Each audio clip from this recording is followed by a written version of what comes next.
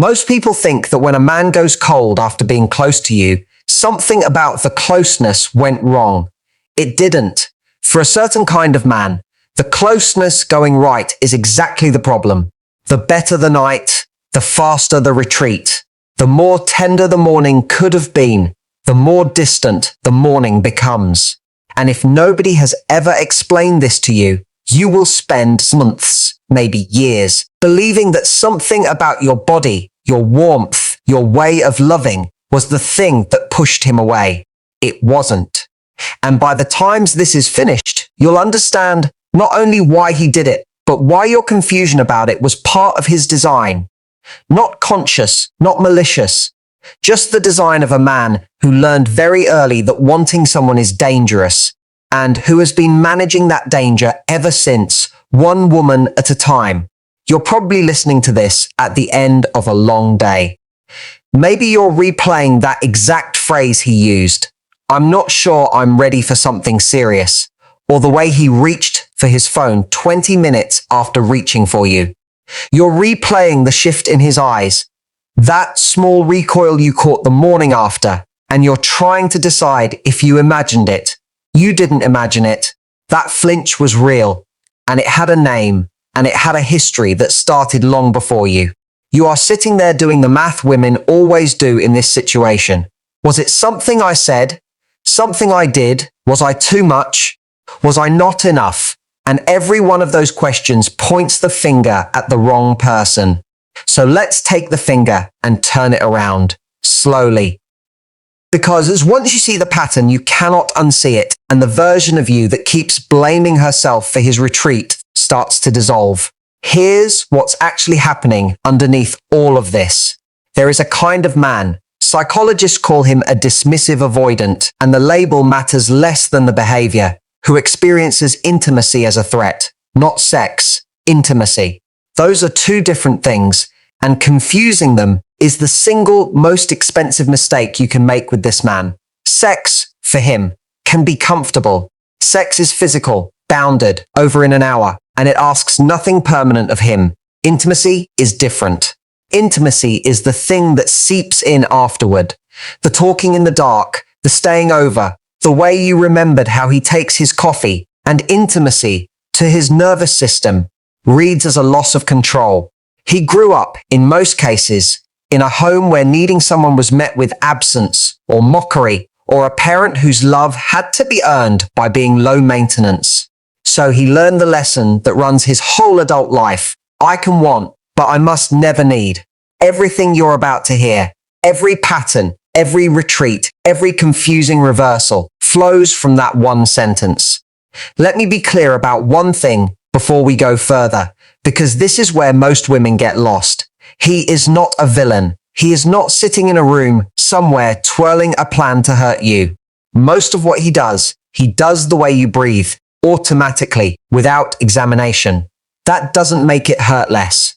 It makes it more dangerous, actually, because a man who doesn't know his own patterns will let you believe you're the variable. And you are not the variable. You are the constant that walked into a pattern that existed before you and will exist after you, unless something interrupts it.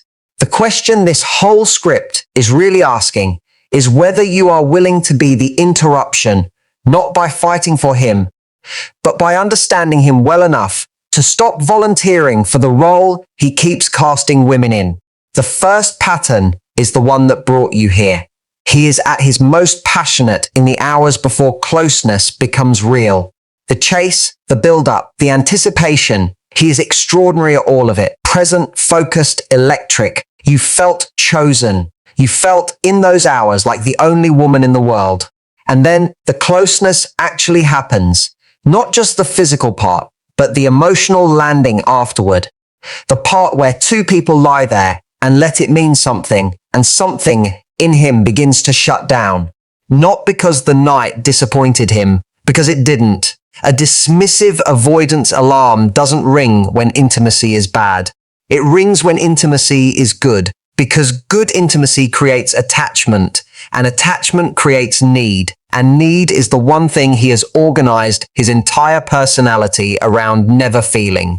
So the very night you thought brought you closer is the night that triggered his exit. You weren't too much. You were exactly enough, and that's what scared him. Think about it like this.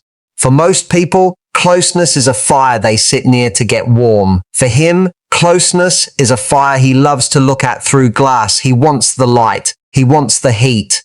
He does not want to put his hand in. And for a long time, maybe the whole time you were with him, you couldn't understand how a man could be so warm through the glass and so cold the moment the door opened. Now you know. The glass wasn't your imagination. He built it. He has been building it since he was small, and every woman before you pressed her hand against it, and he let each one believe the glass was her. The second pattern is subtler, and it takes longer to see. He separates the physical from the emotional so cleanly that you start to feel like two different relationships are happening at once. In one relationship, there is chemistry, real, undeniable, sometimes the best of your life. In the other relationship, there is a man who doesn't ask how your day was, who changes the subject when you say something tender, who treats the word us like a door he won't walk through.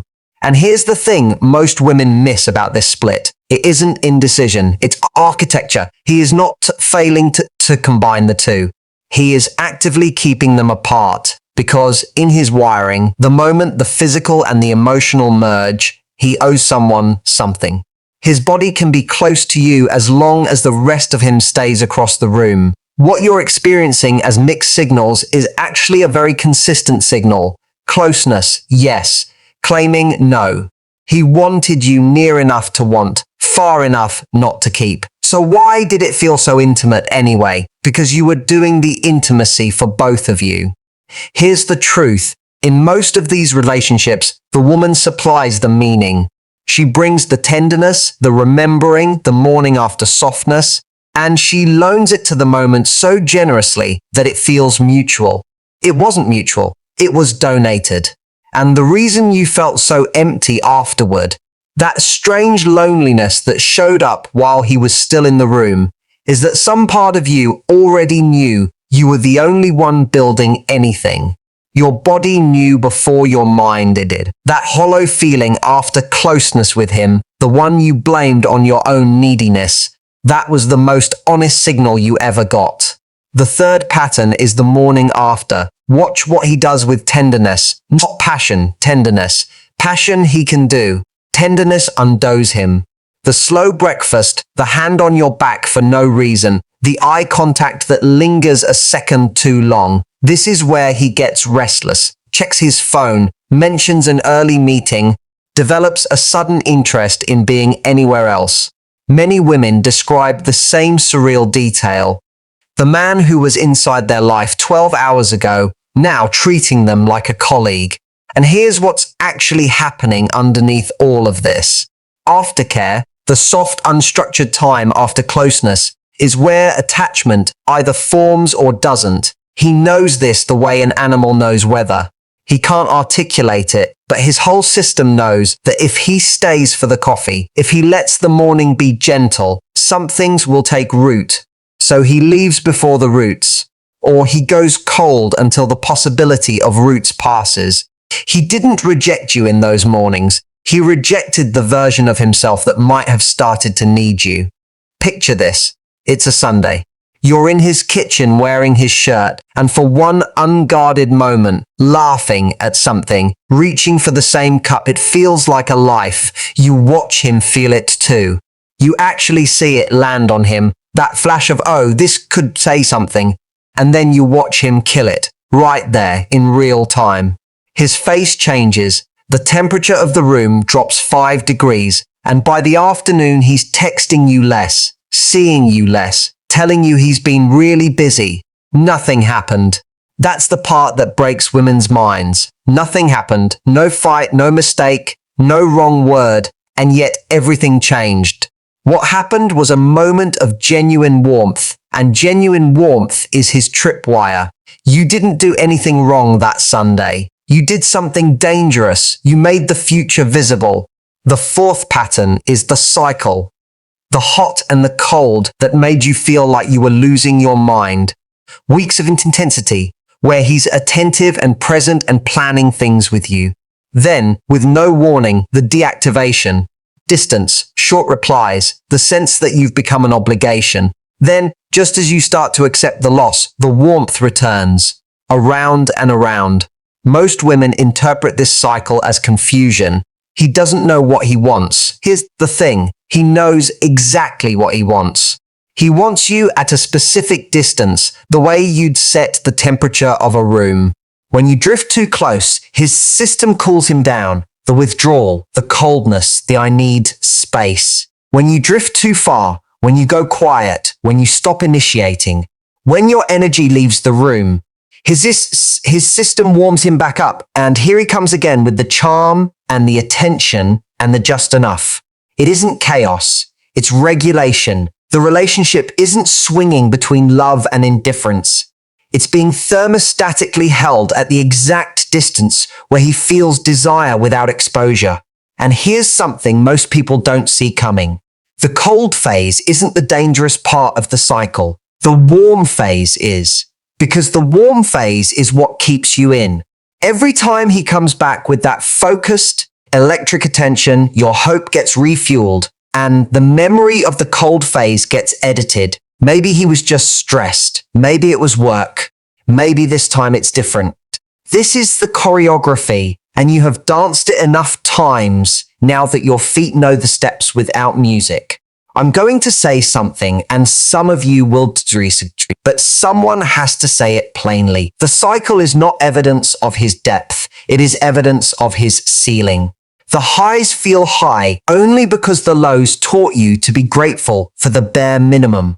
A man who gives you everything in waves has trained you to celebrate what a steady man would consider a Tuesday. The fifth pattern lives in his stories. Listen carefully to how he talks about the past, because somewhere in it, there is usually a phantom, an ex who got away, a woman from years ago who remains oddly perfect in his memory, or a hypothetical future person he'll be ready for someday when his life is different. This phantom is not a person, she is a device. The dismissive avoidant keeps an idealized, unavailable figure in his mind precisely because she is unavailable, safely frozen in the past or the future. She can never make demands, never need him, never stand in his kitchen on a Sunday morning being real. And here is the cruelty of the device. He holds you up against her. You'll catch it in small ways, is a comparison, a wistfulness. And my ex and I had this thing where, and you'll feel yourself auditioning against a ghost. Let me be clear about something. You were never competing with another woman. You were competing with his defense system, and his defense system always wins because losing to you means needing you, and needing is the one thing he swore he'd never do again. The sixth pattern is the one that will matter most to you now because it explains what happened when things ended and what will happen next if you're not prepared. When a dismissive avoidant feels you pulling away, genuinely pulling away, something in him reactivates. The silence you give him after the breakup doesn't land on him the way you fear it does. You fear he'll be relieved. You fear the quiet will confirm that he never cared. Here's the truth. The silence is the first thing in the entire relationship he cannot regulate. Every other variable, your texts, your tears, your patience, your explanations, he could manage. Your absence, he cannot. He didn't expect you to go quiet.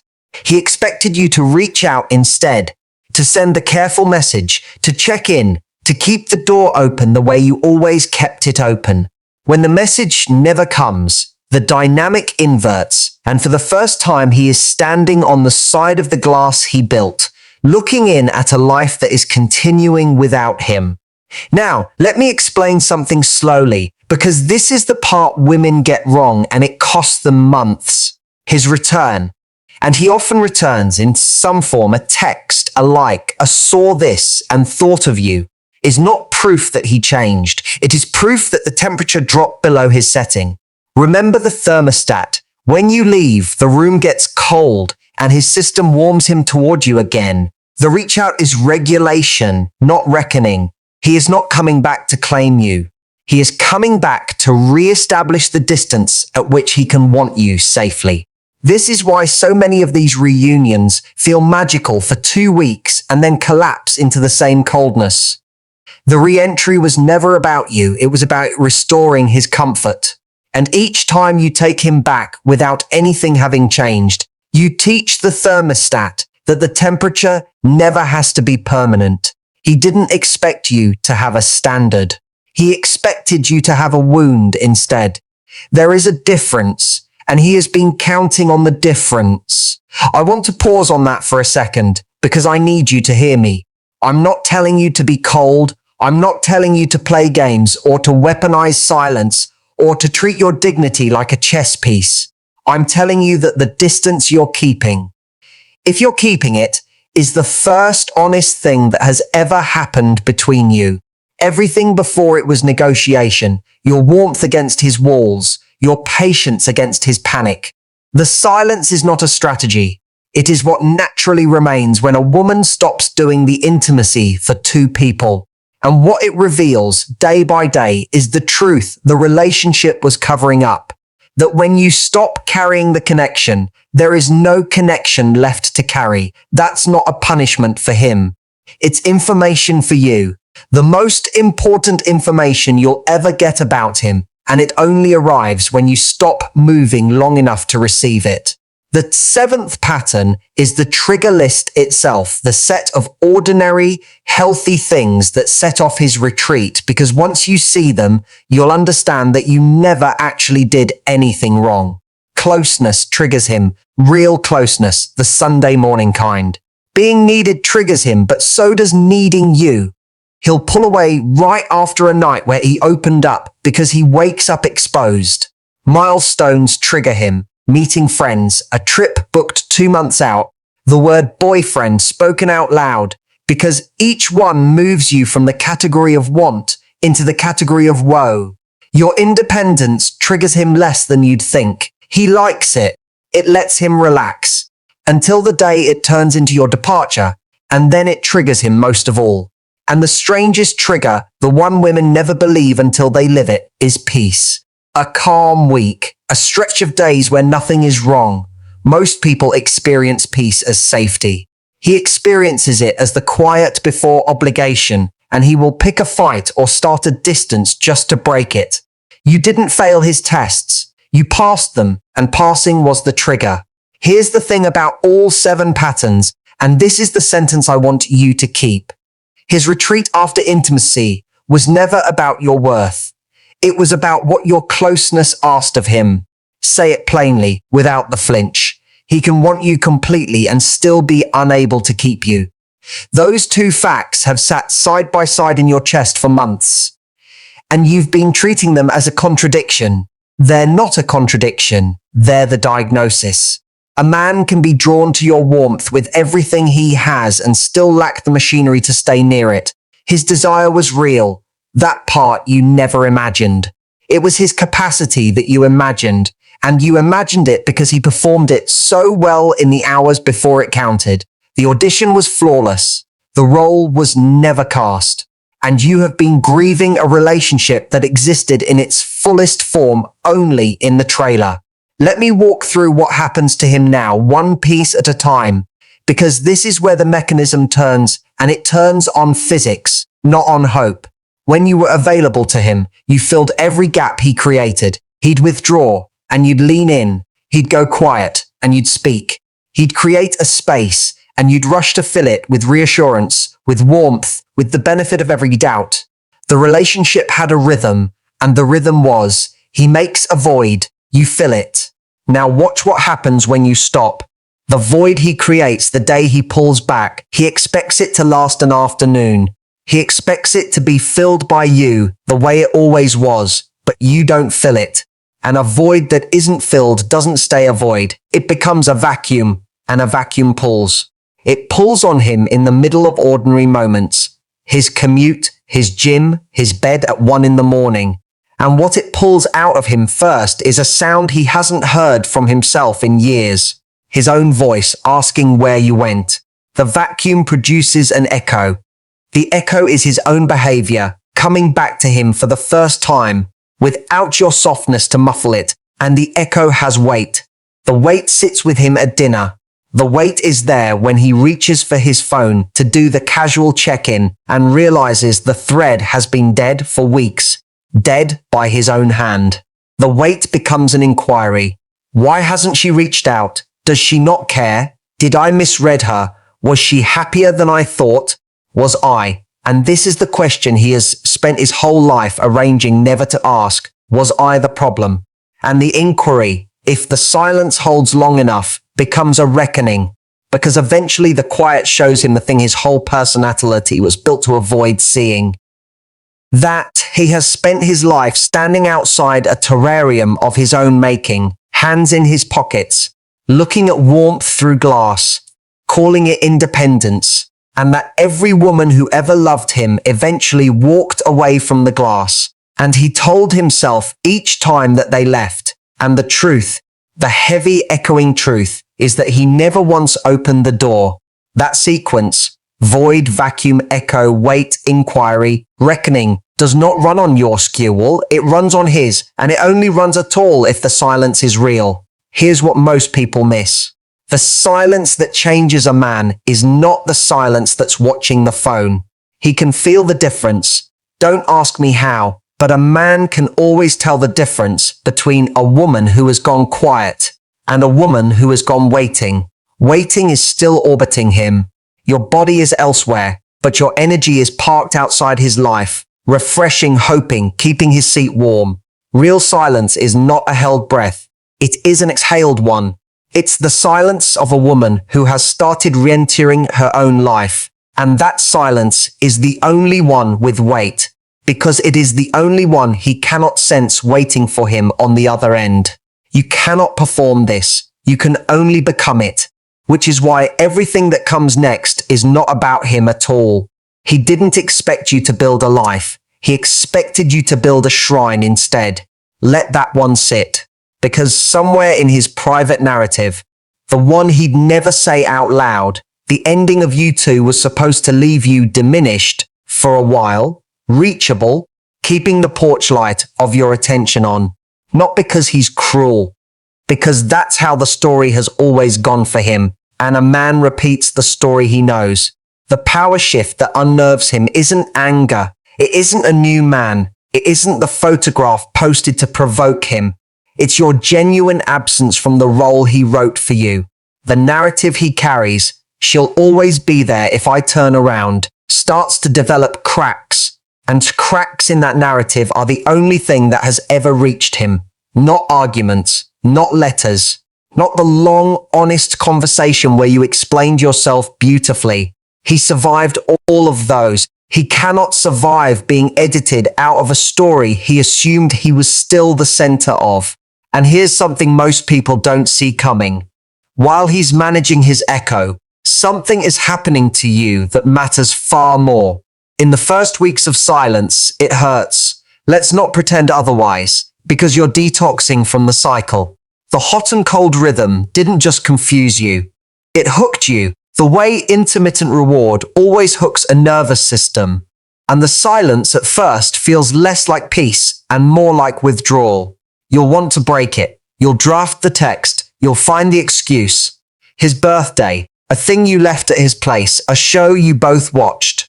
This is the part nobody's going to like hearing. Every one of those excuses is the addiction asking for a dose, dressed up as a reasonable thought. Let the urge pass through you like weather. It will pass. And on the other side of it, somewhere around the point where you stop counting the days, a strange thing happens. You start remembering who you were before you organized yourself around his temperature. That woman wasn't a worse version of you. She was the version he met, the one he was drawn to, precisely because she was full.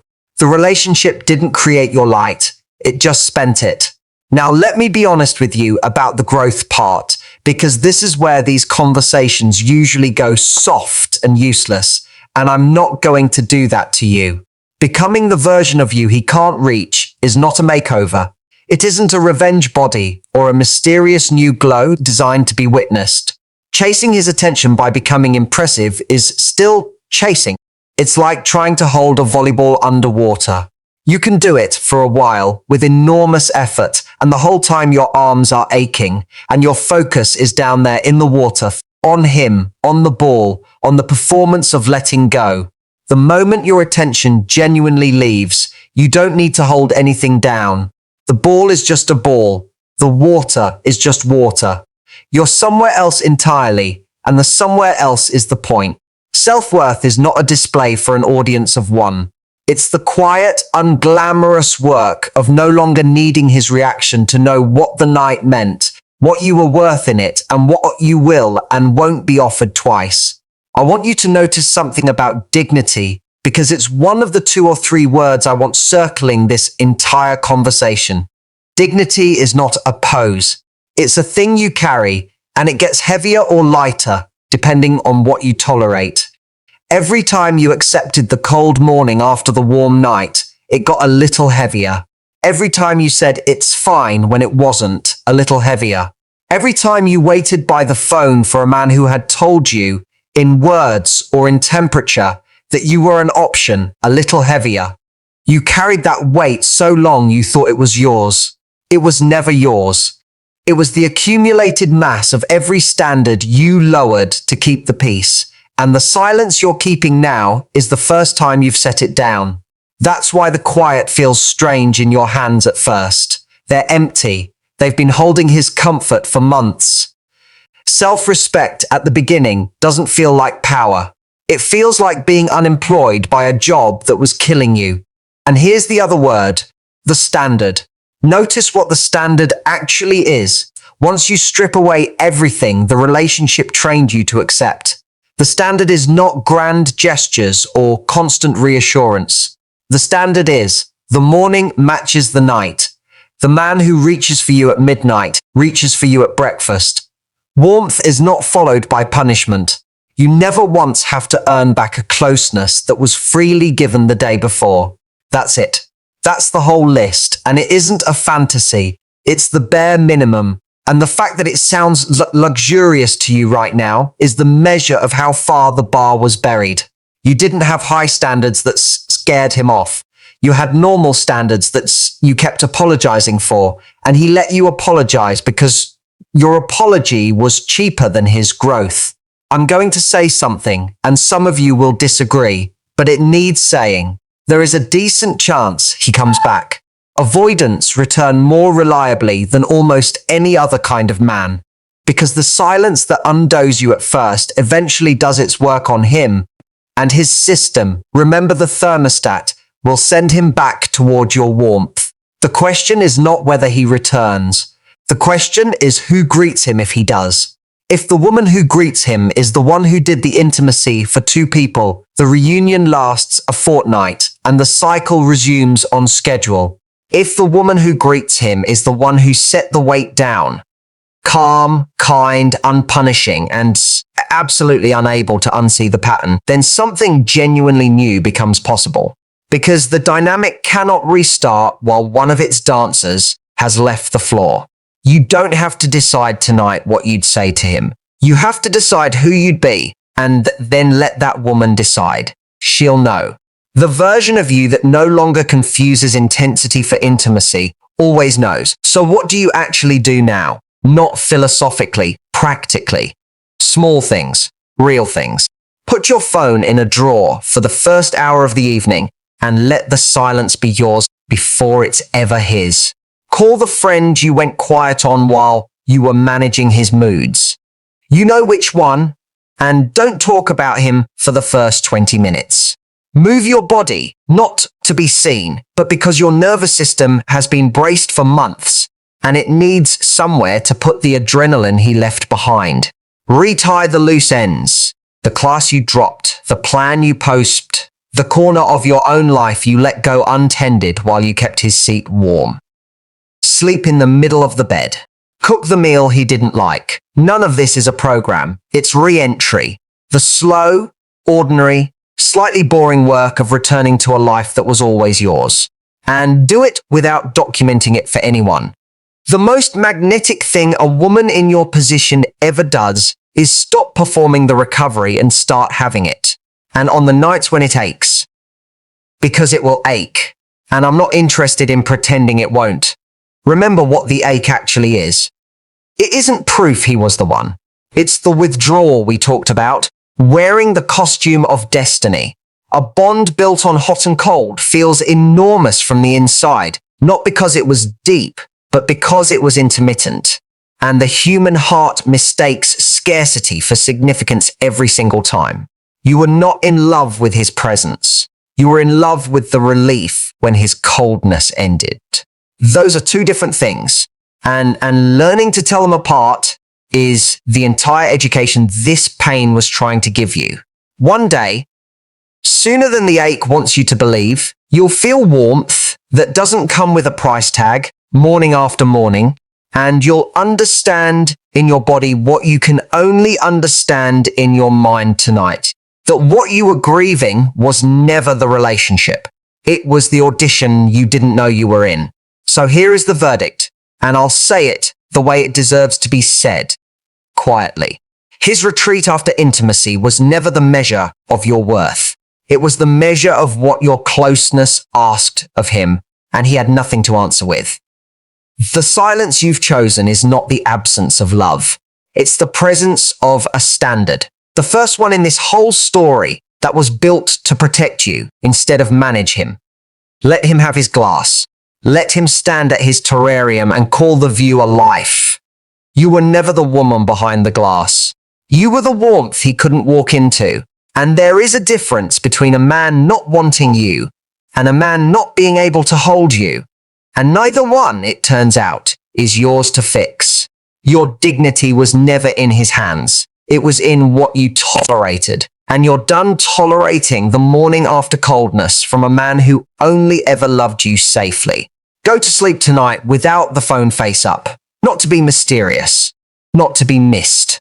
Just because the room is finally fully yours. And tomorrow morning, for the first time in a long time, the morning gets to match the night.